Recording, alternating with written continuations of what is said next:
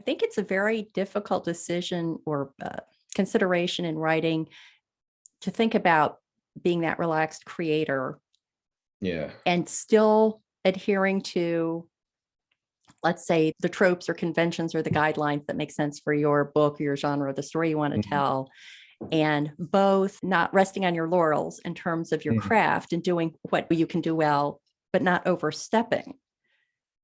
I think it comes down to those basics. When you're training in the martial arts, no matter how advanced you get, you frequently drill through the basics in the techniques that you learn and the forms that you learn.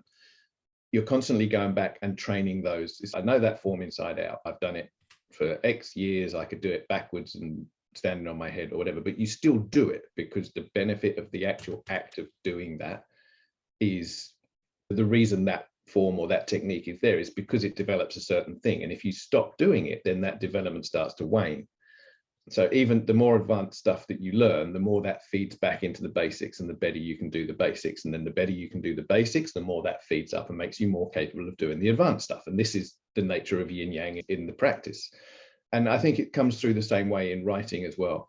Once you've understood those basics and you've got an understanding of your voice and grammar and story structure, once that starts to come quite naturally, you relax more and better story can come out because you're not thinking so hard about those basics. But equally, you still have to practice those. You still have to adhere to those and understand that they're part of the process.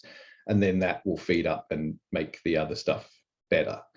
So, yeah, I think it's always important. I'll do it quite often every once in a while, sort of step back from the story and look at the story beats and look at the shape of things. And, am I still sticking to the general rules here and making something good? Or have I just wandered off into some strange and almost experimental, which doesn't usually happen. I'm used to story structure now, I guess. So that's where it comes from. But the better you get at it, the more relaxed you get about doing those basics, the more the advanced stuff comes through. When you still have to think hard about adhering to the basics, it's harder then to do the other stuff. I think that's how the development grows.